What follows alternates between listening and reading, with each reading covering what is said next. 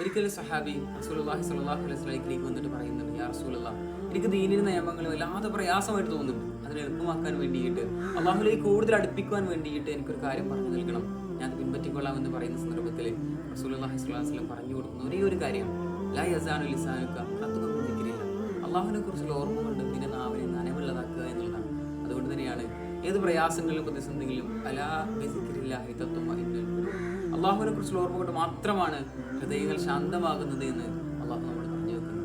മഹാനായ ഇബ്നു ഖയ്യിം റഹിമഹുല്ലാഹ് പറയുന്നുണ്ട്, അസ്ദിക്റു നൂറുൽ ലിസാകിരി ഫിദ് ദുനിയ വനൂറു ലഹു ഫി ഖബ്രി, അള്ളാഹുവിനെ കുറിച്ചുള്ള ഓർമ്മ അത് ഓർക്കുന്നവര് അവൻ ഈ ദുനിയാവിലേക്കുള്ള വെളിച്ചമാണ്, അവന്റെ ഖബറിലേക്കുള്ള വെളിച്ചമാണ്. വനൂറു ലഹു ഫി മആദി, അവന്റെ അനന്തമായ ഭാവിയിലേക്കുള്ള വെളിച്ചമാണ്.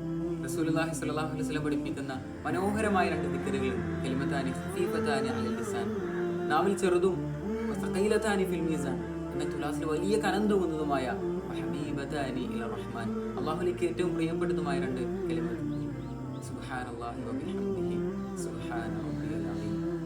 അല്ലാഹുവിനെ നിരന്തരമായി ഓർക്കുന്ന, അവർക്ക് ഹൃദയം ശാന്തത നയിക്കുന്ന യഥാർത്ഥ മുഅ്മിനീങ്ങൾ